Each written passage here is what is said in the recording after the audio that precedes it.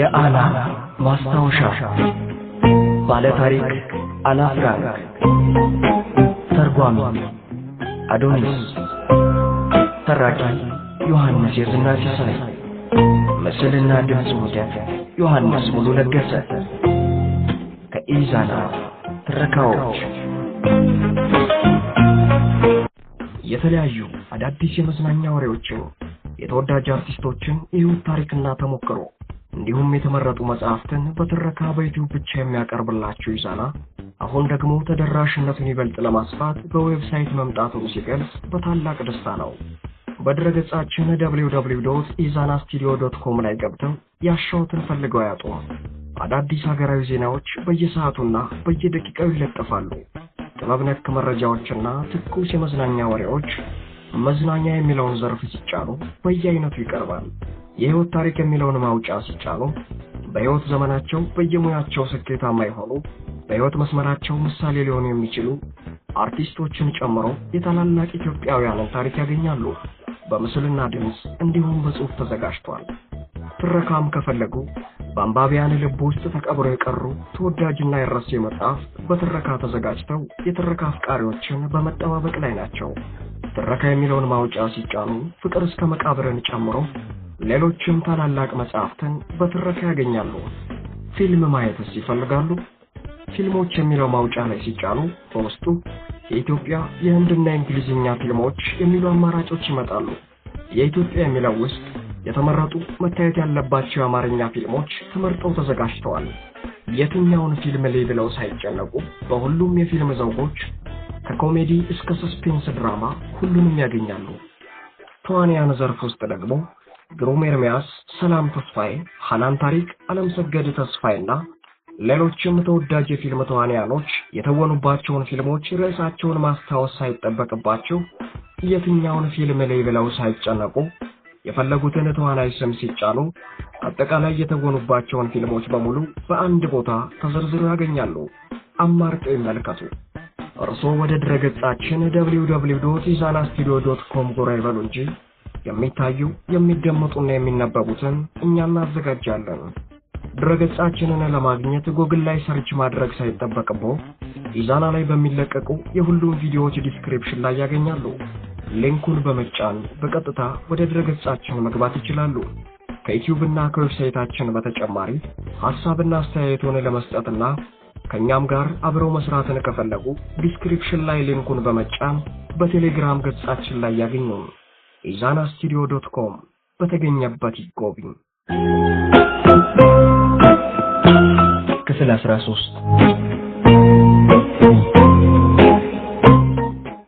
ሰኞ ግንቦት 8 1944 ውድ ኪቲ እኔ ምልሽ እስከ ዛሬ ይህንን ሁሉ ጉድ ሲተረተርልሽ ስለ ቤተሰባችን የቀድሞ ታሪክ ማለትም ስለ አጠቃላይ ስለ መሰረታችን አውርቼልሽ አውቃለሁ እንዴ?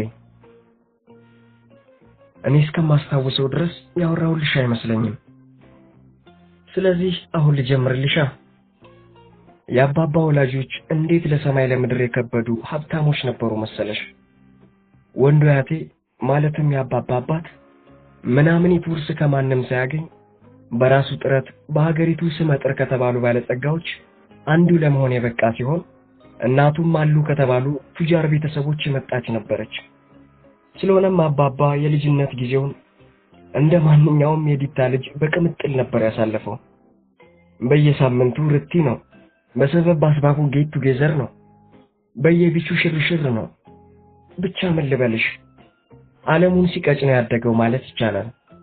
በዚህ ላይ የከተማይቱን ቆነጃጅት ሲሻው እየጠራ ሲሻው እየመለሰ ከቤተ መንግስት በማይተናነሰው የወላጆቹ ቪላ ቤት ውስጥ እየተንፈላሰሰ ያሻውን አይነት ምግብ ባሻው ሰዓት እየበላ ያሻውን ልብስ ባሻው ጊዜ እየለበሰ ወዳሻው ስፍራ ባሻው ሰዓት እየደረሰ በአጠቃላይ ምንም ሳይጎልበት ያደገ ሰው ነው። አባቱ ከሞተ በኋላ ግን በመጀመሪያው የዓለም ጦርነትና ተከትሎት በመጣው የዋጋ ግሽበት ምክንያት ያ ሁሉ ሀብት እንደጉም ነበር የተነነው አሉ።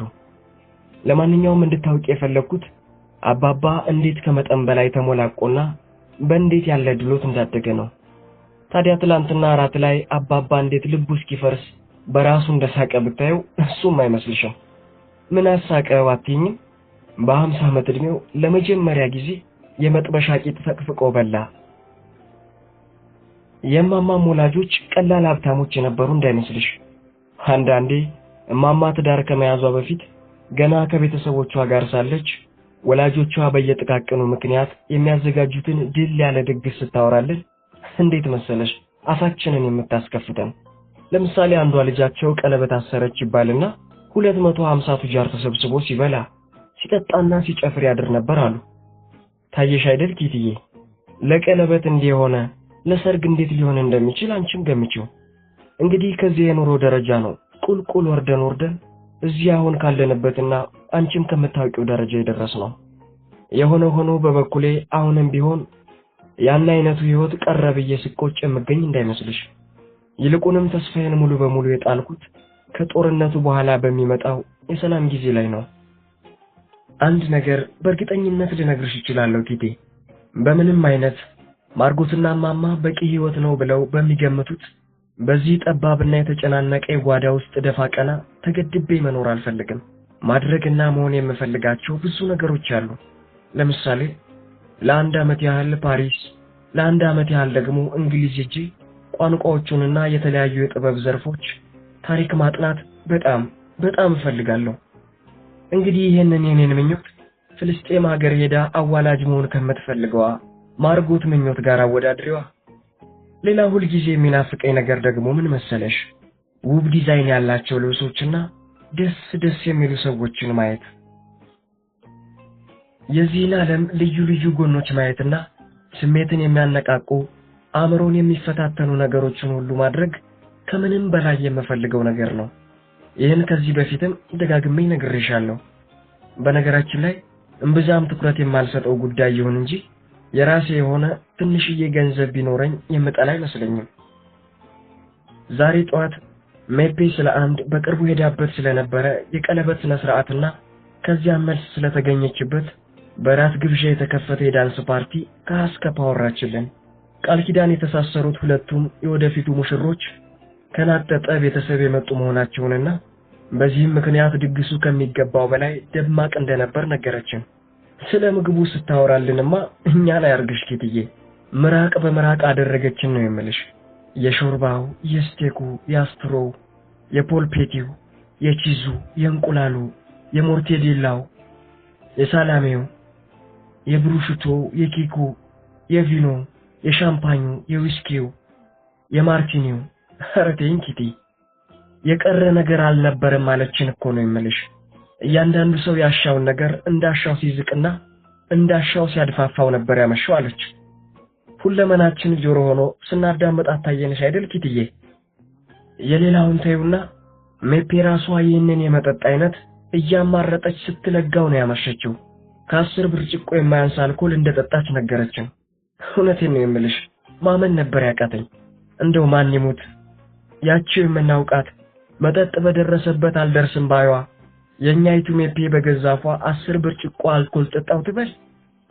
ሜፔ ይህንን ያህል አልኮል መውሰድ ከቻለች እጮኛዋ ዲርክ ስንት ብርጭቆ እንደገለበጠ መገመት የምትችል ይመስለኛል። ለነገሩ ፓርቲው ላይ ከነበሩ እንግዶች መሃል ቢያንስ ሞቅ ያላለው እንዳልነበረ እሷ ራሷ ነግራናለች። ዛሳውልት ስኳድ በመባል የሚታወቀው የአምስተርዳም ፈጥኖ ደራሽ ፖሊስ አባላት የሆኑ ሁለት ሰዎችም ፓርቲው ላይ ተገኝተው አዲሶቹን እጮኛሞች ፎቶ ሲያነሱ ነበር አለች። ይገርምሻል ሜፔ የኛ ነገር ለደቂቃ እንኳን ላይወርድላት ነው ማለት ነው። አእምሮዋ ላይ እንደ ጦጣ ፊት ያለባት። በዛ ሁሉ ግርግር መሃል እንኳን የኛን ጉዳይ አስታውሳ ወዲያው ነበር ከሁለቱ ሰዎች አድራሻዎቻቸውን የተቀበለቻቸው። ማለትም ወደፊት ምናልባት በርሷና ባቶ ክሬለር ላይ አንድ ያልታሰበ ችግር ቢፈጠር እንኳን እነኚህ ደጋግ ሆላንዳውያን በቦታቸው ተተክተው እኛን መርዳት እንዲቀጥሉ ማለት ነው። የመጨረሻ የምትገርም ሰው አይደለችም? ለማንኛውም ወደ ጀመርኩልሽ ነገር ልመለስልሽ። አጅሪት ሜፔ አፋችንን ምራቅ ስታስመነጨው አረፈደች ልሻለሁ።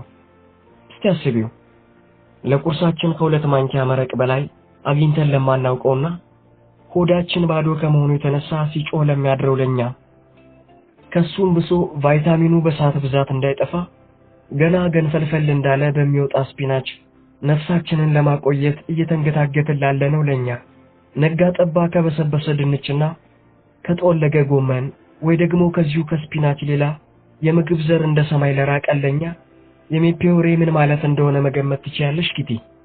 ተይቴ አትሞክሪ፣ ምክንያቱም አትችይም። ልንገርሽ አይደል ሜፔ ወደዚህ ወደ ነገረችን ፓርቲ እኛን ይዛን ሄዳ ቢሆን ኖሮ ለተቀሩት እንግዶች አንዲት ጉርሻ እንኳን አናስተርፍላቸውም ነበር። እውነቴን እኮ ነው። ሜፔ አወራችልን ከማለት እኛ ራሳችን ቃላቱን ካፋ ውስጥ አለብናቸው ማለት ይቻላል። በዙሪያዋ ተኮልኩለን ከንፈሮቿ ላይ እንዴት እንቁለጨለጭ እንደነበር ላየን በህይወታችን ስለ ጣፋጭ ምግቦችም ሆነ ስለ ዘናናጭ ሰዎች ሰምተን የምናውቅ አንመስልም። ታዲያ ይህን ያህል እስከመዝቀጡ የደረስነው እነማን ነን? አዎ የመልቲ ሚሊዮነር ልጆችና የልጅ ልጆች። ስለ እውነት ለመናገር ይህች ዓለም ጉደኛ መድረክ ናት። ያንቺ ዋና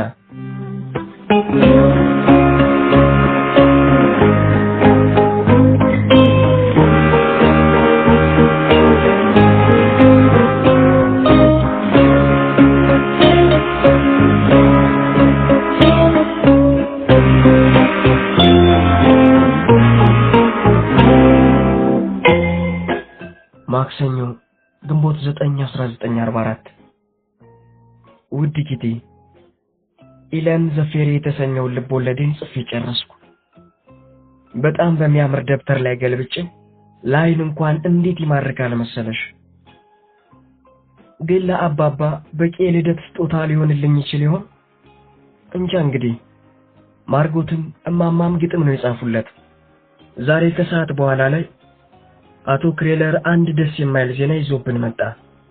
አንዲት ወይዘሮ ቢ የምትባል በቢሮ ውስጥ በቢዝነስ ዲሞንስትሬትነት ታገለግል የነበረች ሴትዮ አለች። ታዲያልሽ እንደ ቀድሞ ለምሳ ወደ ቤቷ መሄዷን ትታ የታሸገ ምግብ ይዛ እየመጣች ምሳዋን ምንጊዜም እዚሁ ቢሮ ውስጥ መብላት እንደምትፈልግ ነገረን። አስቢዋ፣ እንዴት ብለው ነው አቶ ክሬለርስ ሜፔስ ወደኛ ዝር ማለት የሚችሉት? ያንኑ የፈረደበት ድንችና ጎመንስ ቢሆን እንዴት አድርገው ነው የሚያቀብሉን? እንደምታውቂው ሰራተኞች ሁሉ ለምሳ የሚሄዱባትን ያችን ሰዓት ነበር ለምኑም የምንጠቀማት። አሁን ታዲያ ሽንት ቤት መጠቀም የለ፣ እንዲች ብሎ ቅስቅስ ማለት የለ፣ ትንፍሽ ማለት የለ። በቃ ሴትዮዋ ሳትወድ በግዷ ከዚህ ቦታ እንድትርቅ ለማድረግ ያልቀየስነው ዘዴ ያልሰነዘርነው መላ ያለ እንዳይመስልሽ። ለምሳሌ ያቶ ፋንዳንን ብቻ ልንገርሽ። ምን አለ መሰለሽ፣ የሆነ አይነት የሚያስቀምጥ ሽሮፕ ቀስ ብሎ ቡናዋ ላይ ጠብ ማድረግ ነው። ድል አድርጎ ሲያጣድፋት ቤት የማሪኝ ትላለች። ተሻለኝ ብላ ስትመጣ ደግሞ እንደገና መድገም። መፍትሄ ባይሆን እንኳን ቢያንስ ለጊዜው ሁላችንንም በሳቅ ዘና አድርጎናል። ኦ ኪቲዬ፣ የውጭው የአየር ሁኔታ እንዴት ደስ እንደሚል አትጠይቂኝ። ምን ነው አንድ አፍታ እንኳን ወጣ ብዬ መመለስ በቻልኩ። ያንቺ ዋና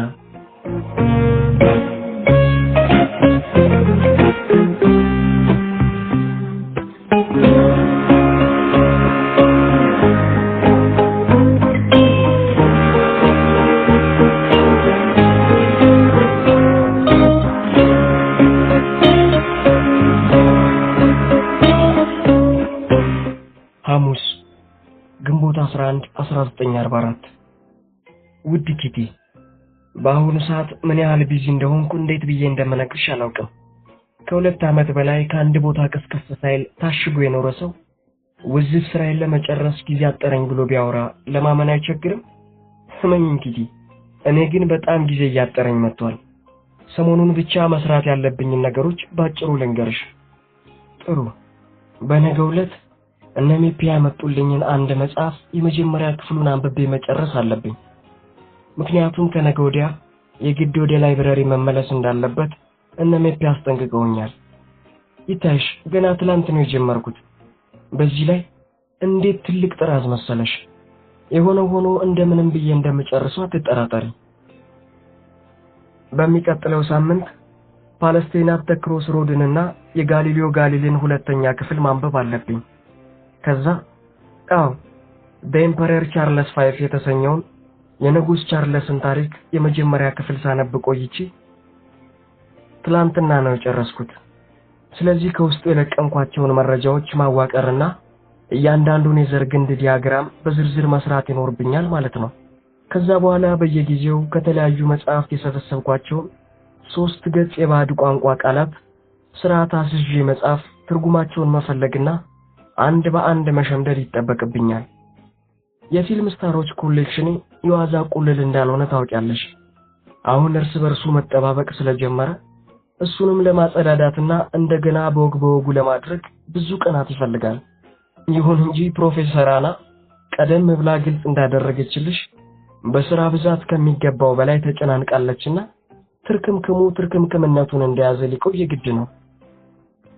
ከዛ ሳትይኝ ከዛማ ቴሲዩስ፣ ኤዲፐስ፣ ቴሌዩስ፣ አርፊዩስ፣ ጃሰንና ሄርኩለስ ሁሉ እንደገና በስርዓት ይከለሱ ዘንድ ተራቸውን እየጠበቁ ነው ያሉት። ምክንያቱም የተለያዩ ገድሎቻቸው አእምሮዬ ውስጥ ልክ እንደ ሸረሪት ድር ተወሳስቦ መቀመጥ ካልፈለጉ የግድ እንደገና መታየት ይኖርባቸዋል። 7 and 9 years ዋርስም እንዲሁ ደና ክለሳ ይፈልጋል። አየሽልኝ ጉዴን ኪቲ፣ እንዴት ሁሉን ነገር እያደበላለኩት እንዳለው አየሽልኝ። ግን ደግሞ አንድ ሰው አንጎሉ በሚገባ አልመዘግብልህ ካለው ምን ማድረግ ይችላል? እውነቴን እኮ ነው ኪቲዬ፣ የማስታወስ ችሎታዬ ከቀን ወደ ቀን በጣም እየቀነሰ ነው የመጣው። ካሁኑ እንዲሆን 80 ዓመት ሲሞላኝ እንዴት እንደመሆን ይታይሽ። ያኔማ የገዛ ስሜን ባረሰው ነው። ኪቲ፣ ሌላው ደግሞ ምን መሰለሽ?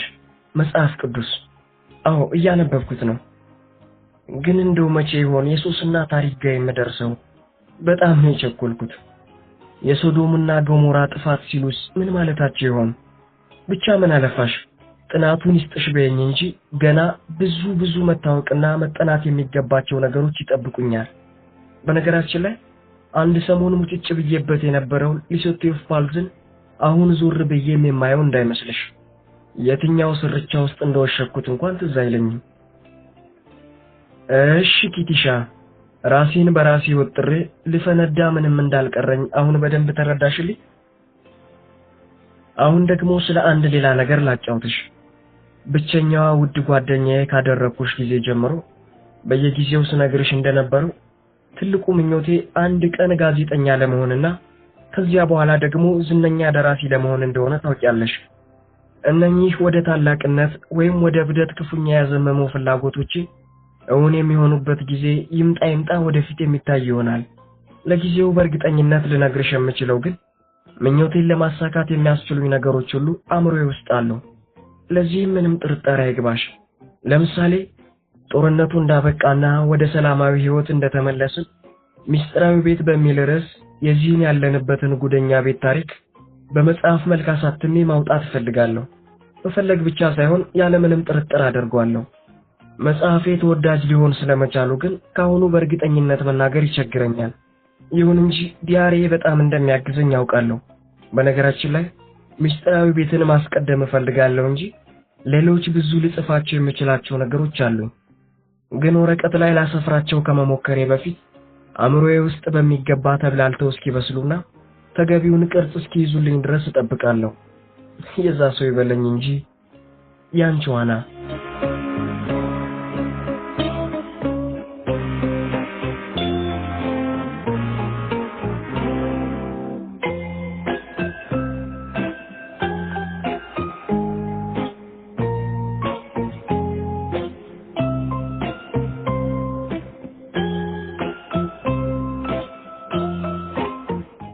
ማክሰኞ ግንቦት 16 1944 ውድ ኪቲ፣ በሚስጥራዊ ቤት ውስጥ የሚካሄዱትን ንትርኮች መስማት አልናፈቀሽም? ካወራሁልሽ እኮ ቆየው። እስቲ እንደው ለለውጥ ያህል ትላንትና አቶ ፋንዳንና ወይዘሮ ፋንዳን ያደረጉትን ውይይት ቃል በቃል ልንገርሽ። ጀርመኖች አትላንቲኮል እያሉ የሚመኩበትን መከላከያቸው ይሄን 10 እጥፍ እንዳጠናከሩት ምንም የሚያጠያይቅ አይደለም። እንግሊዞችን እዚያው ባሉበት ገትረው ለማቆየት ያለ የሌላ አቅማቸውን መጠቀማቸውን እንደማይቀር እርግጠኛ ነኝ። አረ እንደው ማን ይሆን ሃይ የሚላቸው እነኚህን ጀርመኖች? አረ እንዴት ኃይለኞች ናቸው! አዎ ኃይለኞች ናቸው። በጣም ኃይለኞች ናቸው። አዎ ወዲህም ተባለ ወዲያ ጀርመኖች በስተመጨረሻው ጦርነቱን ማሸነፍ የሚያስችላቸው በቂ አቅም አላቸው። ያለምንም ጥርጥር ድሉ የነሱ ነው የሚሆነው። ሊሆን ይችላል። እውነት ለመናገር እኔም በሆን በተቃራኒው ለማሰብ የሚያስችለኝ ፍንጭ እስካሁን አላገኘሁም። እና ምን ይጠበስልኝ ባይነሽ? ምንም ይጠበስልኝ አላልኩም። ጉዳዩ ስላሳሰበኝ ብቻ ነው። የራስሽ ጉዳይ። አሁን ሰላም እንድትሰጪኝ ይፈልጋለሁ። ትሰሚያለሽ? ምንም አይነት ጥያቄሽን ለመስማት ፈቃደኛ አይደለሁም። ድምፅሽን መስማት ራሱ አልፈልግም። ኡኡቴ ሲሉ ሰምታሉ? አየኛ ወገኛ ማለትማ እያንዳንዷን ጥያቄን ሳትወድ በግድ ትመልሳታለህ። ምክንያቱም አያስችልህማ። ኮስታራ መሆን ትፈልጋለህ እንጂ አትችልበትማ። እስከ ዛሬ ጥያቄን ያልመለስክበት ጊዜ አለ ይመስላል? በእርግጥ የለም። መልሶችን ግን እንዴት እንደማሳጥርብሽ አንቺም ታውቂያለሽ። በተቻለኝ መጠን በአንድ ቃል፣ ካቃተኝ በሁለት ቃል፣ ገፋ ካለ ደግሞ በሶስት ቃላት ነው የምመልስልሽ። ወጣም ወረደ ትመልስልኛለህ። በእርግጥ ምን ጊዜም ያንተ አባባል ትክክል እንዲሆንልህ ትፈልጋለህ። ችግሩ ግን ምን መሰለህ? ችግሩ አንድም ጊዜ አንተ ይሆናል ያልከው ነገር ሆኖ አያውቅም። አቤቱ አንቺም ሰው ሆነሽ በእኔ ላይ ሙድ ያዝሽ ማለት ነው? በጣም እንጂ አየኛ ነብይ። ስማ እንጂ እንዳንተማ አንደኛ የህብረ ብሔሩ ጦር በጀርመኖች ላይ የሚያደርገው ወረራ አምና መጀመር ነበረበት። ሁለተኛ ፊንላንድ ይህን ጊዜ ከጦርነቱ ውጪ መሆን ነበረባት። ሶስተኛ ጣሊያን ይህን ጊዜ ሙሉ በሙሉ አልቆላት ነበር። አራተኛ ራሽያ ይሄኔ ሌምበርግን በእጇ አስገብታ ነበር።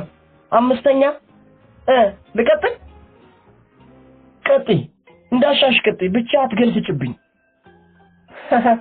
አረ ምን ነው ብትተወኝኛ ነብይ? አቶ ፋንዳን ትግስቱን ጨርሰው ብድግ እያለ ሴትዮ እስቲ ለጊዜው አደብግሽና አፍሽን ለመዝጋት ሞክሪ። የምላቸው ነገሮች ሁሉ ምን ያህል ትክክል እንደሆኑ ስትደርሽበት ይገባሻል። አሁን ግን ስለፈጠረሽ አምላክ ይሄን መንታ መላስሽን ሰብስቢልኝ። ወይ ጣጣ የፈሲታ ተቆጥታሉ። ድንገርሽ አይደል በዚች ምድር ላይ እንዳንቺ ተንኳሽ ሆነች ሌላ ሴት ያለች አይመስለኝም። ለማንኛውም አንድ ቀን በገዛ ቅሌትሽ ተተብትበሽ መማቀቅሽ የማይቀር ጉዳይ እንደሆነ ወቂ። እንዴት ያለችው ኩርንችት ናት ባካችሁ። ገቢራ እንዲያለቀው እዚህ ላይ ነበር ልሻለው ኪቲሻ። ሳቄን መቆጣጠር አልቻልኩም ነበር። እማማም እንደዛው።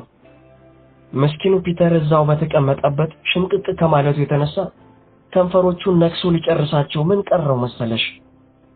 አረ እንደው ምን አይነት ደደቦቹ ናቸው በእናትሽ። ቢያንስኛ ወጣቶቹ ፊት ራሳቸውን እንዲህ ከሚያቀሉ ምን አለ በጥቂት እንኳን ማንነታቸውን መመርመር ቢጀምሩ። ስለ እውነት ነው የምልሽ፣ በጣም ነው ያፈርኩላቸው። ያንቺዋና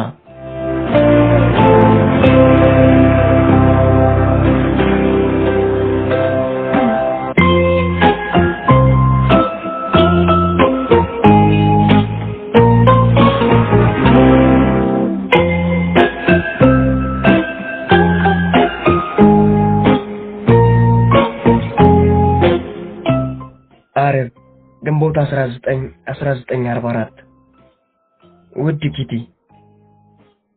ትላንትና እኔን ያርግሽ የመጨረሻ ከሰው በታች ሆኜ ነበር ያሳለፍኩት።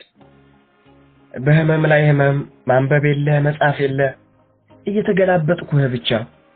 ይታይሽ አና እንዲሆና የሆድ ቁርጠቱን ተይውና ምን ያልሆንኩት ነገር ነበረ መሰለሽ።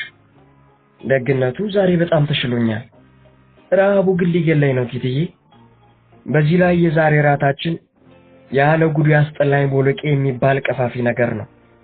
ጫፉን ከመለካው 10 እጅ ረሃቡ ይሻለኛል። ከፒተር ጋር በጣም ጥሩ ሁኔታ ላይ ነው ያለነው ልልሽ ይችላልው። መስኪኑ ልጅ ለካ ከኔም በላይ ፍቅር የጠማው ነበርልሽ። እንዴት እንደሚያሳዝን ባየሽው። ሁሌ ማታ አብረን ቆይተን ልንለያይ ስንል እንሳሳማለን። ታዲያ እንዴት እንደሚርበተበትና ፊቱ እንደሚቀላ አትጠይቂኝ። ገና ለመጀመሪያ ጊዜ ከንፈሬን የቀመሰ ነው የሚመስለው። ቻው ብሎኝ ሊወጣ ነው ስል እዛው እንደቆመ ባፉ ሳይሆን በሚቁለጨለጩ አይኖቹ እንደገና እንድንሳሳም ይለምነኛል። አንዳንዴ ምን እንደማስብ ታውቂያለሽ? የጠፋው እንድመቱን ማለትም ሙሽን በሚገባ ተክቼለት ይሆነው ይላለሁ። ለማንኛውም ለብዙ ጊዜ እንዲሆን ስመኘው የነበረ አንድ ነገር እውን ሆኖልኛልና ብዙ የሚያሳስበኝ ነገር የለም።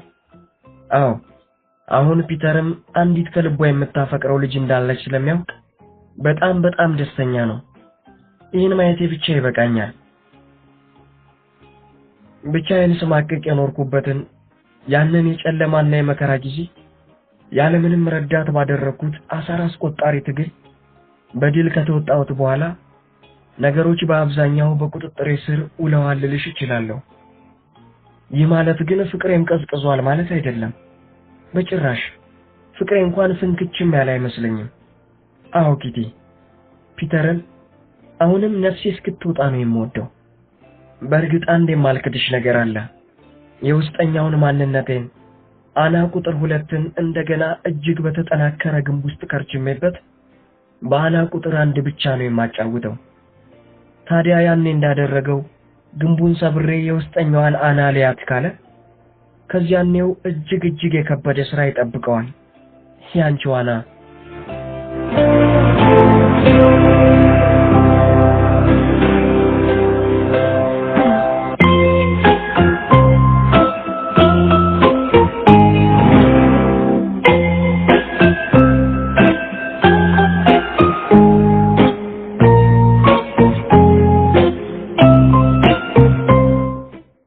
ሰኞ ግንቦት 22 1944 ውድ ኪቲ፣ የግንቦት 20 ዕለት አባባና ወይዘሮ ፋንዳን የወረራውን መጀመር በሚመለከት ተወራርደው ነበር።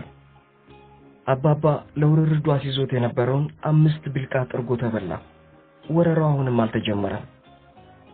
ያለምንም ማጋነን መላው አምስተርዳም፣ መላው ሆላንድ፣ በአጠቃላይ መላው የአውሮዌስት ኮስት ማለትም እስከ ስፔን ድረስ ቀንና ሌሊት ስለወረራው ይወራል፣ ይከራከራል፣ ይነታረካል፣ ይወራረዳል፣ በተስፋም ይጠብቃል። ውጥረቱ ከሮ ወደ መበጠሻው እየሮጠ ነው። ጥሩዎች የምንላቸው ሆላንዳውያን ሁሉ ለእንግሊዝ የነበራቸውን ታማኝነት ጠብቀው ቆይተዋል ማለት አይቻልም። እንግሊዝ ከመጠን በላይ ጉራዋን እየነፋችበት ያለውን የረቀቀ የጦር ስትራቴጂ ሁሉም ሰው አምኖ ተቀብሎታል ማለትም አይቻልም። በጭራሽ። አሁን ሁሉም ሰው የሚፈልገው እስከዛሬ ሲለፈለፍለትና በጉጉት ሲጠበቅ የቆየውን ነገር በተግባር ማየት ነው። አዎ ህዝቡ ወሬ ትክክት ብሎታል። ተግባር ማየት ይፈልጋል፣ ጀብዱ ማየት ይፈልጋል። አሁን እያንዳንዱ ሰው ከገዛ አፍንጫው ጫፍ ጥቂት እንኳን ራቅ ያለ ነገር ማየት ተስኖታል። እንግሊዞች እየተዋጉ ያሉት ለገዛ ሀገራቸውና ለገዛ ህዝባቸው ደህንነት መሆኑን እንኳን የሚገነዘብ ማንም የለም። ሁሉም ሰው የሚያስበው እንግሊዞች በተቻላቸው ፍጥነት ሆላንድን ከሂትለር እሳት የማዳን ኃላፊነት እንዳለባቸው ነው። እንደው ስለ እውነት እንነጋገር ከተባለ እንግሊዞች ስለኛ ምን ግዴታ አለባቸው? ሆላንዳውያንስ ከእንግሊዝ ይህን ያህል ቸር ውለታ ለመጠበቅ ምን ምክንያት አላቸው? ሆላንዳውያን ትልቅ ስህተት ውስጥ ነው ያሉት። እንግሊዞች ድብቅ ዓላማቸውና አስመሳይነታቸው እንዳለ ሆኖ ከሌሎቹ ሀገሮች በተለየ የሚያስወቅሷቸው ምንም ነገር አለ ብዬ አላምንም። የተቀሩትም ማለትም አሁን በጀርመን ቁጥጥር ስር ያሉ ሀገሮች ሁሉ ከትንሽ እስከ ትልቅ የዚያኑ ያህል ተወቃሽ ናቸው። ጀርመን በእነዚህ ሁሉ ዓመታት ራሷን እንደገና እስክታጠናክርና ይህን ያህል እስክታብጥ ድረስ እንግሊዝ በቸልታ አንጎላሽታለች ብለን ብናማረራት እንኳን እንግሊዝ ጥፋተኝነቷን ትቀበላለች ብሎ ማሰብ የዋህነት ነው። እንግሊዝን በተለየ የሚያስጠይቃት ምን ምክንያት አለ? ሌሎቹም ሀገሮች በተለይ ደግሞ ጀርመንን የሚያዋስኗት እንደዚያው ከማንጎላጀትም አልፈው ድብን ብለው ተኝተው ነው ያሉት። አዎ ሰጎን ከአቅሟ በላይ የሆነ አደጋ ሲመጣባት አናቷን አሸዋ ውስጥ ትቀብራለች። አላየሁም ለማለት የሰጎንን ፖሊሲ እንጠቀም ካልን የትም ልንደርስ አንችልም። አሁን እንግሊዝም ሆነች የተቀረው ዓለም ይህን እውነታ ሳይወዱ በግዳቸው አይተውታል። ለዚህም ነው እያንዳንዱ ነገር እንግሊዝንም ጨምሮ ማለት ነው አንድ በአንድ በየራሱ ጊዜ ከባድ መስዋዕትነት ማድረግ የማይቀርለት አንድ የማይካድ ሐቅ አለ። ማንም ሀገር ያለ በቂ ምክንያት ዜጎቹን አሳልፎ መስዋዕት አያደርግም፣ በተለይ ደግሞ ለሌላ ሀገር ጥቅም ሲባል። ስለዚህ እንግሊዝም በምንም አይነት ይህንን አታደርግም ማለት ነው። በእርግጥ ወረራው መቼ የሚሆን መቼ አንድ ቀን ነፃነትን አስከትሎ መምጣቱ የማይቀር ነው። ያንን ቀን የሚወስኑት ግን እንግሊዝና አሜሪካን ናቸው። የተቀሩት ሀገሮች ሁሉ ተሰብስበው ቢንጫጩ የሚያመጡት ለውጥ አይኖርም። አንድ እጅግ የሚሰቀጥጥና የሚያሳዝን ነገር እየሰማን ነው ያለነው ቲቲዬ። እጅግ በጣም ብዙ የዓለም ህዝቦች ስለኛ ስለ አይሁዶች የነበራቸው አመለካከትና አጠቃላይ አዝማሚያ ተለውጧል ይባላል። አንቲሴማይቲዝም የሚባለው አይሁድን በአይሁድነቱ ብቻ የመጥላት ሁኔታ አዲስ ክስተት ሆኖ አይደለም ያስደነገጠን፣ አሁን እየተስፋፋ ያለበት ደረጃ እንጂ። ከዚህ በፊት ከነመኖሩ እንኳን አስቦት በማያውቁ የህዝብ ክፍሎች ሳይቀር አንቲሴማይቲዝም በሚያስፈራ ፍጥነት እየሰረጸ ነው አሉ። እስቲ ተሽኪቲ እጣ ፋንታሽ ሁኚ ባለሽ ዝርያ ምክንያት ውጉዝ ከማሪዎስ ስትሆኚ። ይህ ዜና ሁላችንንም በጣም ነው የረበሸን። በእርግጥ አንቲሴማይቲዝም ተባለ ሌላም ተባለ እኛ አይሁዶች በደፈናው መጠላታችን ምክንያታዊ ነው። እንደውም አንዳንዴ ሰብአዊም ነው ማለት ይቻላል። ጥሩ ግን አይደለም። ለምሳሌ ክርስቲያኖች አይሁዶችን የሚኮንኑባቸው የራሳቸው ምክንያት አሏቸው። ጥቂቶቹን ልንገርሽ። አይሁዶች ለጀርመኖች ምስጢራችንን አሳልፈው ይሰጡብናል ይላሉ። ክርስቲያኖችን በሚረዱ ላይ ከሃዲነትን በመፈጸም ለጀርመኖች አሳልፈው የሚሰጡብን አይሁዶች ናቸው ይላሉ። እጅግ ብዙ ክርስቲያኖች እንደ ከዚህ በፊቶች ወገኖቻቸው ሁሉ ለማሰብ እንኳን ለሚዘገንነው የቁም ስቃያቸውና ገሃነማዊ ለሆነው የመጨረሻ ጣቸው የተዳረጉት በአይሁዶች አማካኝነትና ተባባሪነት ነው ይላሉ። ይህ ሁሉ ነገር እውነት ነው። ነገር ግን ማንም ቢሆን እነዚህን ነገሮች ከሁለቱም አቅጣጫ መመልከት መቻል አለበት። ክርስቲያኖቹስ በእኛ ቦታ ቢሆኑ ከዚህ የተለየ ምን ማድረግ ይችሉ ነበር? ይህ ነው ትልቁ ጥያቄ ቲቲ። ጀርመኖች አንዴ በእጃቸው ግቢላቸው እንጂ እንኳንስ የምታውቂውን የማታውቂውን እንድትናዘዢ የማድረጊያ ብዙ ሰይጣናዊ መንገዶች አሏቸው። እንዴት አድርጎ ነው አንድ ሰው ክርስቲያንስ ሆነ አይሁድስ ሆነ አንዴ ስጋውም ነፍሱም ሙሉ በሙሉ በናዚዎች ምረት የለሽ መዳፍ ውስጥ ከገባ በኋላ ሚስጥር ጠብቆ ሊቆይ የሚችለው?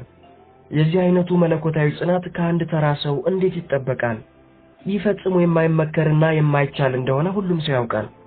ታዲያ ለምንድነው ሰዎች ለማንም የሰው ልጅ የማይቻለውን ነገር ከኛ ከአይሁዶች የሚጠብቁብን? ሌላው ክፉኛ እያሳሰበን ያለው ነገር ደግሞ ምን መሰለሽ ቲቲዬ? በህቡ እየተገናኙ የሚወያዩት የኛ ወገኖች እየተንሾካሾኩበት ያለ አንድ ጉዳይ አለ። ከዚህ በፊት ከጀርመን ሀገር ተሰደው ወደ ሆላንድ በመምጣት እዚህ ሲኖሩ የነበሩና አሁን ፖላንድ ውስጥ በናዚ ማጎሪያ ካምፖች የሚገኙ ጀርመን አይሁዶች ከጦርነቱ በኋላ ወደ ሆላንድ እንዲመለሱ ላይፈቀድላቸው ይችላል ይባላል። ከዚህ በፊት የስደተኝነት መብታቸው ተጠብቆላቸው ነበር ሆላንድ ውስጥ በጥገኝነት የመኖር እድል ያገኙት። አሁን ግን ሂትለር በቁጥጥሩ ስር ያሉትን ሀገሮች ሁሉ ለቆ ወደ ጀርመን ከተመለሰ ጀርመን አይሁዶችም እንደገና ወደ ጀርመን የመመለስ ግዴታ ይጠብቃቸዋል የሚል ጉምጉምታ በስፋት እየተሰራጨ ነው። አንድ ሰው ይህንን ሲሰማ ቢያንስ አንድ ጥያቄ ማንሳቱ የግድ ነው።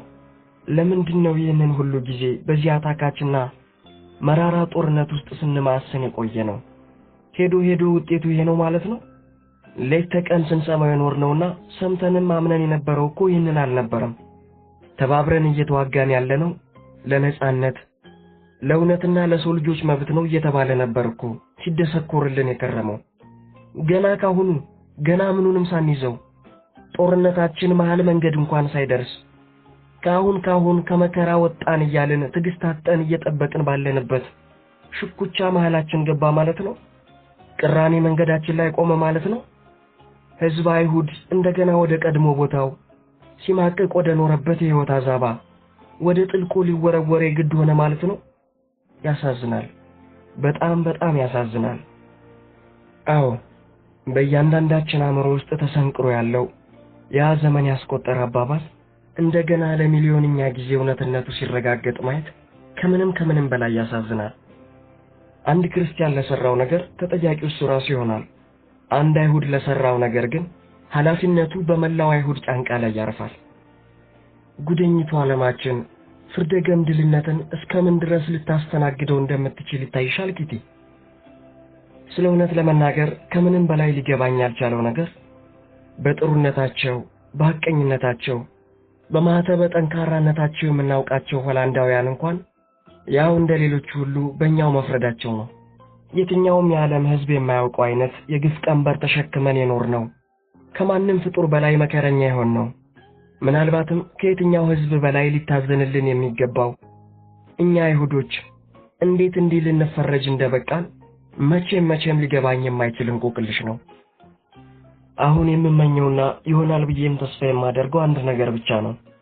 ይኸው ምን መሰለሽ ኪቲ፣ የመላው ዓለም ሀገራት በተለይም ሆላንዶች ከእንቅልፋቸው እንደሚነቁና አይናቸውን እንደሚገልጡ፣ ማለትም ይህ አይሁዶችን በአይሁድነታቸው ብቻ በጭፍኑ የመጥላት አባዜ ጊዜውን ጠብቆ የሚያልፍ ክስተት እንደሚሆንና ደጎቹ ሆላንዳውያን ትክክለኛ ማንነታቸውን እንደሚያሳዩ፣ ስለ ፍትህ የነበራቸውን ያልተዛባ አቋምም ጠብቀው እንደሚቆዩ።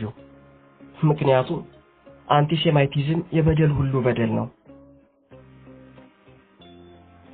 እና እንዳልኩሽ ኪትዬ፣ ይህ ውስጥ ለውስጥ እየተናፈሰ ያለው አስፈሪ ነገር ቀኑ ደርሶ እውን ሆነ ማለት ደግሞ በዚህም በዚያም ብለው ከጥፋቱ ሰዓት ራሳቸውን ያተረፉና በየስርቻው ተወጥፈው የሚገኙ ጥቂት አይሁዶች ሆላንድን ለቀው መሄዳቸው ግድ ይሆናል ማለት ነው።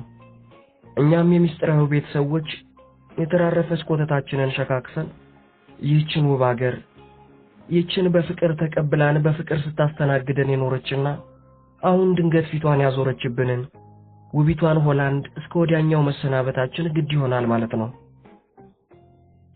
ኪትዬ፣ ሆላንድን ልገልጽልሽ ከምችለው በላይ ነው የማፈቅራት። የራሴ የምለው ሀገር የሌለኝ እንደመሆኔ አንድ ቀን ሆላንድ እናት ሀገሬ ትሆንልኝ ይሆናል የሚል ጥልቅ ምኞት ነበረኝ። የሆነ ሆኖ አሁንም ቢሆን አንድ ቀን ይህ ምኞቴ እውን እንደሚሆን ተስፋ አለኝ። ያንቺው አና።